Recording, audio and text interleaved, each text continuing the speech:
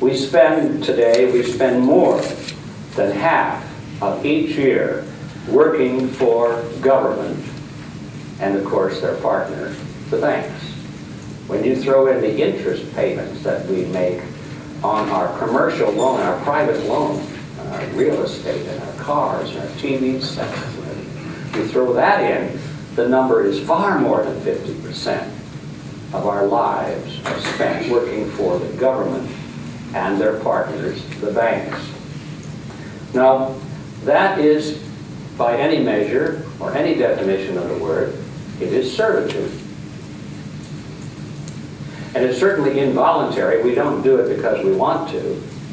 So you put those two words together, involuntary servitude, and you've got the definition of slavery. And the stark fact is that the average American today is well more than half slave and doesn't even think of it that way at all. So that's the situation we find ourselves economically. Because of inflation, the money we're allowed to keep for ourselves buys less and less with each passing day. So that the standard of living of the average person today is going down. It's the wage earner, I should say, is although his income is going up for the most part each year, gets a little bump in salary, what he can buy with that money is going down. The real net worth of his earning capacity is going down each year.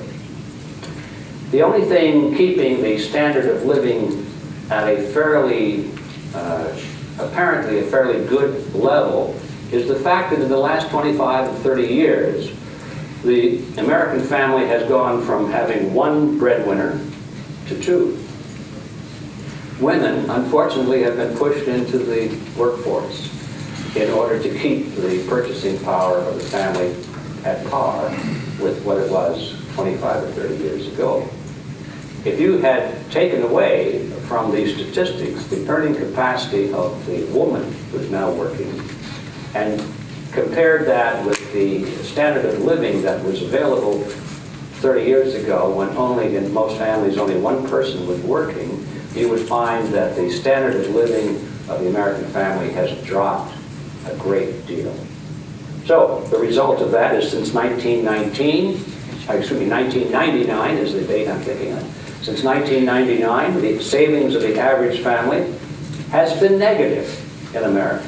Savings have been negative. They owe more than they have, which was, that appeared in the United States about 5 or 6 years ago for the first time.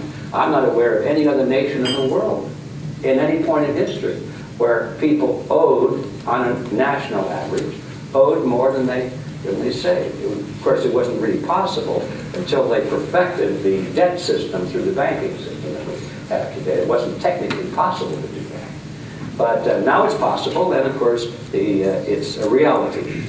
So the savings rate of the average family is negative. Although I must say that in the last few months, there's been a slight reversal in that, especially in younger families, where people are beginning to start saving again. And this isn't entirely voluntary. It's partly because a lot of families have lost their credit. They've gone belly up. The banks won't lend them any more money. They want to borrow more money because they've been conditioned to live that way. But now they cannot. And so for the first time, because they have no option, they cannot borrow, they're beginning to put money aside, which I think is a very healthy move. Young couples with a single income, now have a lower standard of living than their parents did. Even those with double incomes, in many cases, find that their net worth is in decline. And as I mentioned a moment ago, many of those double income families are also in a negative savings position. The percentage of Americans who own their homes is dropping. The age at which a family acquires a first home is rising. Mortgage foreclosures are increasing, as everyone knows. In fact, the statistics for the third quarter of 2009 were the worst ever on record throughout our whole history. The middle class is shrinking. Savings accounts are smaller. Family debt is greater. The number of people below the official poverty line is rising. Tent cities are appearing in the United States for the first time since the Great Depression in the 1930s. By 2009, there were as many personal bankruptcies in this country as there were divorces. So I won't make any comment on the divorces, but I will comment on the personal bankruptcies. That is a huge number. It adds up to 5,900 every day. There now are 35.8 million Americans on food stamps. That's 11% of the population. And more Americans are broke at age 65. Isn't that an amazing phenomenon when you think about it? The average American in their lifetime makes a huge amount of money. I mean, in many cases, it's millions of dollars. And they come to the end of all of that, and they have nothing left. Why is that? It's because they never took that high school course on money that we all missed. They never thought about the necessities of saving. They always assumed that somehow it would all work out. And all of the propaganda and all of the information in the system supported that false conclusion. So here they are at age 65, and they're completely broke. They're dependent, therefore, on the state to support them. And there's no hope for these people. Once you are dependent upon the state for your livelihood, you are going to be a very good little boy and girl and not speak up against the state, which is part of the plan. So now we turn to the all-important question of what lies ahead. When I wrote The Creature from Jekyll Island, it was published in 1994. Those of you who've read it recall that the second to the last chapter was called A Pessimistic Scenario. And it was a whimsical view at the time. I thought, what would things be like down the line if things continue as they are today? And so I just whipped out this scenario. Well, it'll be like this, this, and this. And it didn't look very pretty.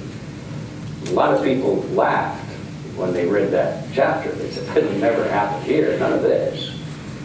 And here we are now, a few years later, and it's at least half of it has already come to pass. And the other half still is evolving. But just about everything that I won't say predicted, but imagined, has come to pass. And sometimes people say, gee, you must have a crystal ball. And of course I don't. All I did was to take mentally, I created a chart in my mind, and I made a little graph in my mind of, okay, here we are with the growth of government from, let's say, 3% government in our lives at the year 1913, when the Federal Reserve System was created. And I projected it up, I could see the points, to 1994, when it was perhaps 20-30% government in our lives. And mentally, I just created a ruler and laid it over the known points and projected them into the future. And you know, it's on a straight line, and unless things change, you're going to continue on the path you now are on. And at the top of this chart, where it says government percentages, goes from 0 to 100% at the top, and that line is heading to the top. So it's a question of how long will it take to get to the top of the chart, which is 100% government in our lives. 100% government is total government, or totalitarianism. That's where we're headed. And the old saying is, if you keep going in the direction you're headed, you're going to get there. So all I did was project it. Well, we're about halfway on that projection. And I'm going to go back and reinforce the rest of the projection and add a few more points. Because now we're further down the line, and laying the ruler on the known history becomes more clear than ever of where we're headed and approximately when we're going to get there. And so I'd like to tick this off to you. This is not going to be a pleasant summary, and it's not what I think is going to happen. It's not what I want is going to happen. It's what I'm saying will happen unless there are some substantial changes in the social and political forces in which we live.